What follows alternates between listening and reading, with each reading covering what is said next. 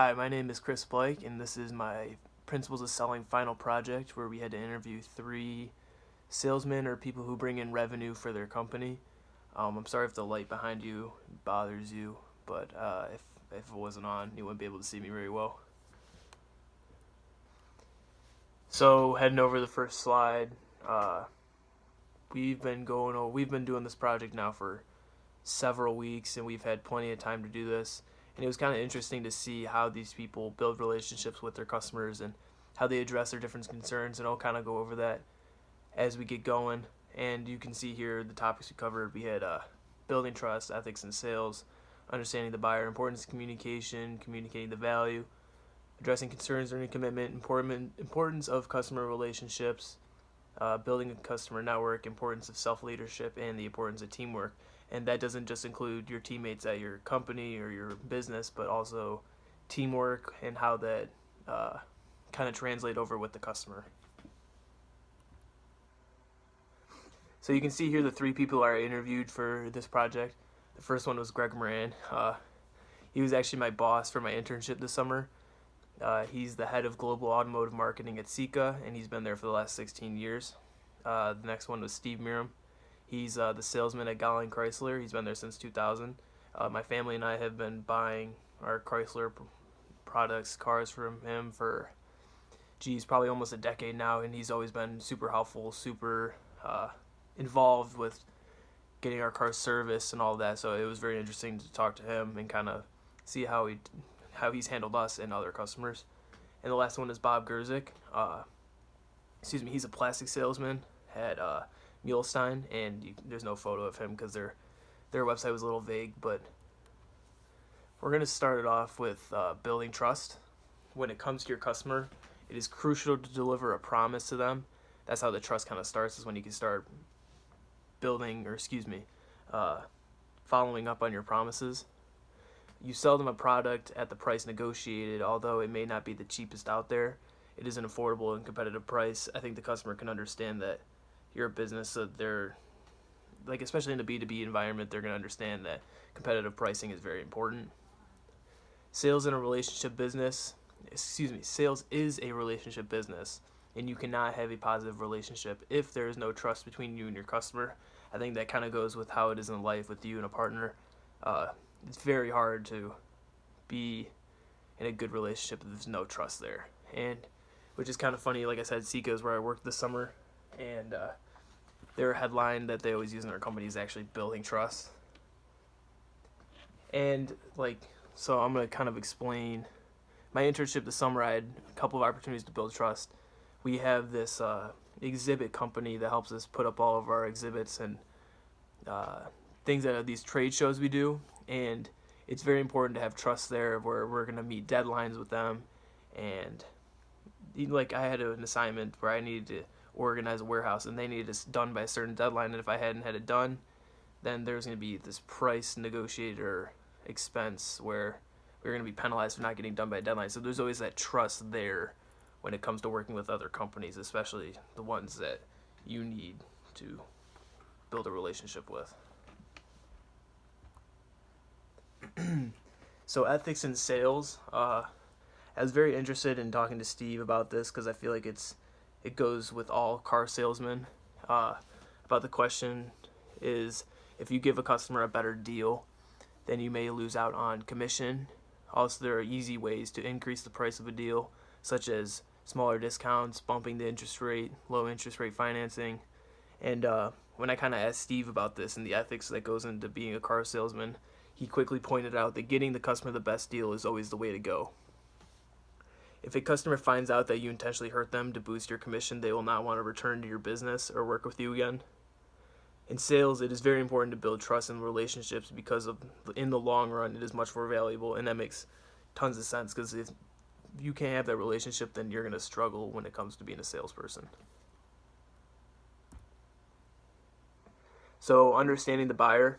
In any business, understanding the customer is imperative, especially in the automotive industry. Greg mentioned you need to establish a relationship and understand your buyer, and you need to do this by finding their needs and be a trusted advisor when it comes to finding them solution. And if you can find them the right solution, then that's going to build a lot of trust and build a much better, stronger relationship.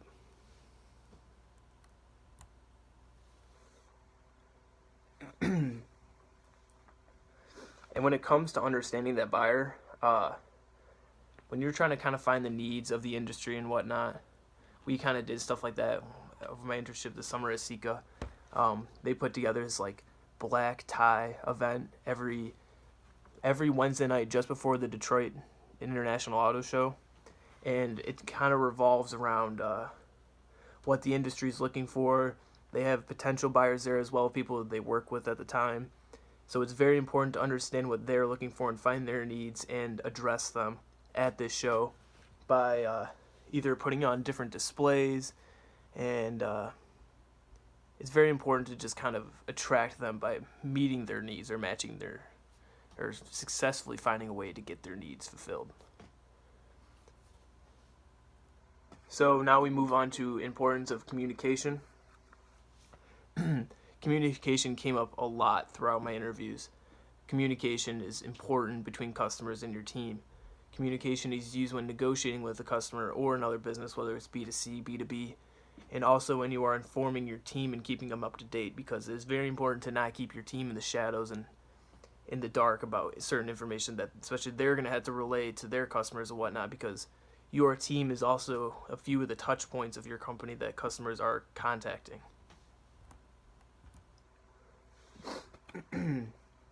So, communication value. In a world filled with Facebook, Twitter, and CRM, sales is a relationship business. There's that motto again, sales is a relationship business. The target is to establish a personal relationship with a company, a client, customer, or buyer.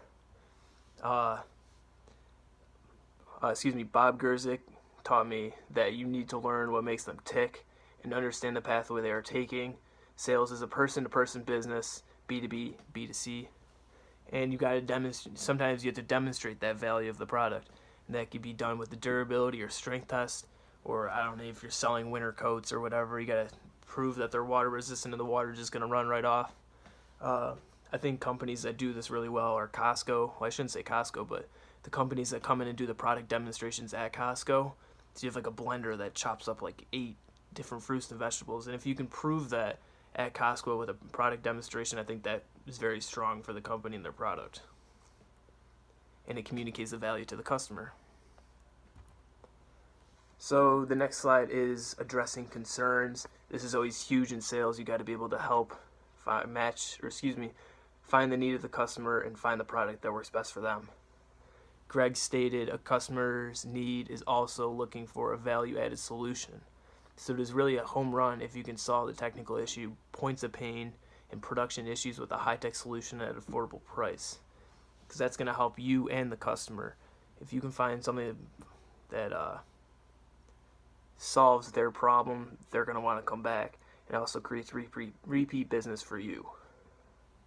So addressing their concerns is kind of a topic you're going to keep hearing a lot, that you got to be able to address the customer's concerns if you want to be able to build relationships and create repeat business.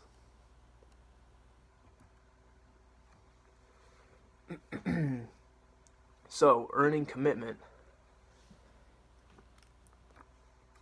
Throughout these interviews, I got very similar answers about this topic, and that was that you need little commitments throughout the process. You need to constantly make sure you and the customer are on the same page, and I think that's very important, and that comes again with communication. If you're communicating, you guys are on the same page throughout the entire process. Once they give off closing signals that you kind of understand that they might be ready to buy, that is when you communicate everything you guys have talked up to that point, whether it's price, features that you're going to attach to the product, whether it's a car with GPS navigation or whatever. You guys are just communicating what you have talked about throughout that process. They want to make sure it is very clear between you and the buyer, and sometimes that doesn't hurt to have incremental commitments in writing, so you kind of you guys are on an understanding of what's going on.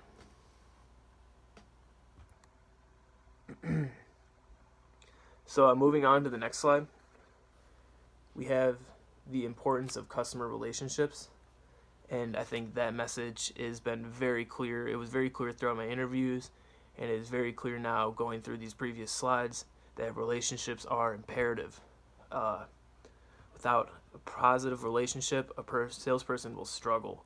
Relationships create repeat business and networking for the salesperson, and that is crucial for their success.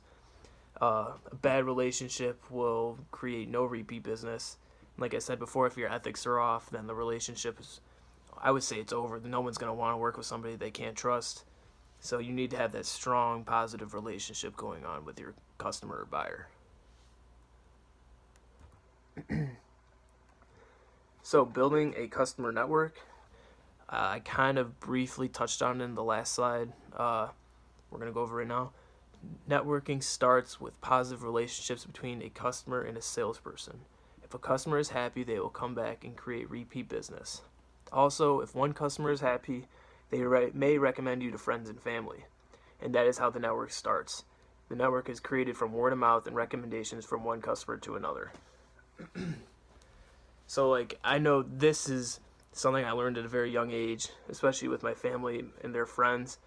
Like, when we get together for birthday parties or whatever, they're always talking about, oh, I got my windows cleaned from this company, ABC. And, oh, I need my windows cleaned before my kid's graduation. So that's just quick word of mouth, like, oh, they did a good job, I'm going to go hire them. It's kind of that. And now you have social media, so Twitter, Instagram, Facebook, Snapchat, whatever it is.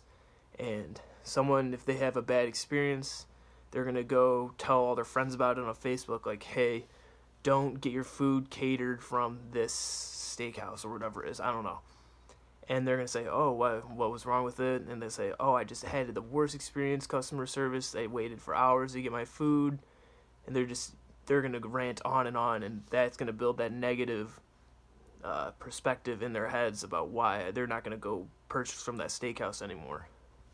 So it's very important to have that positive relationship with that customer so they can go tell their friends and family about it, and that'll, create that repeat business, not with just that customer, but their friends and family. Their friends and family that they'll recommend, and that's where that networking starts. So, importance of self-leadership. A few of the questions you can ask yourself, or a salesperson may ask themselves, is what motivates you? How well do you want to do? How bad do you want it?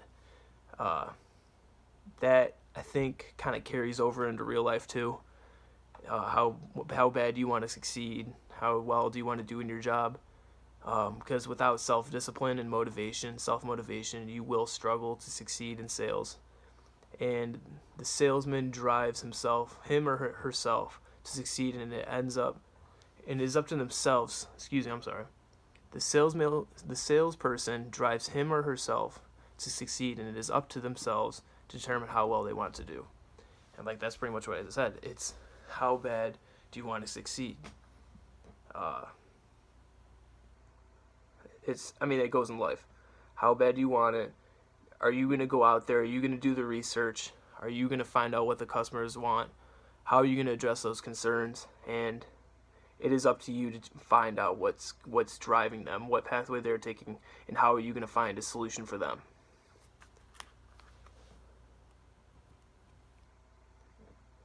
So, teamwork. Teamwork is something I've known pretty much my entire life through sports. There's no I in team. You've heard that, but it's true. Without one person, the whole team will fall apart. There's 5 people on a basketball court, so every person has their role. One person is head of the other. And I think that's a lesson that carries over to life and in the sales world. Greg stated, actually I heard, this is what Greg said, but I heard this from all of them, that teamwork with customers is a simple cycle. We have a product, we make a product, we sell a product, ship a product, and the customer likes the product so much, they order more. In a nutshell, that is the sales cycle. In between there, we have many touch points like customer service, manufacturing, operations, sales, marketing, and engineers. Every business has those, not those exact people, but every business is going to have someone that does their job and that keeps the cycle going. They're part of the machine that's going to keep the machine grinding. Communication with teammates is very important because they need to be constantly informed and everyone working together and in tune makes for more productive work days. And that's very true. Like I talked about, Sika puts on that black tie event for their current customers and potential buyers the Wednesday night before every auto show, and we had monthly meetings about just communicating what we've been doing the past month, what could we do better, what needs to be done, and that simple one monthly routine meeting was super helpful for everybody to kind of know what page everybody's on, and I think that was awesome. So that was very cool to see. So that was the last slide I had. These interviews were super cool, especially interviewing my former boss and a couple of guys my parents have been in business with for the past almost 10 years. So I did enjoy this project a lot. I did enjoy this class. I did learn a lot. I think I'll be able to sell myself a little bit in the future when it comes to these jobs, and I think the experience was awesome. So thank you for a great semester, and I hope you enjoy your winter break.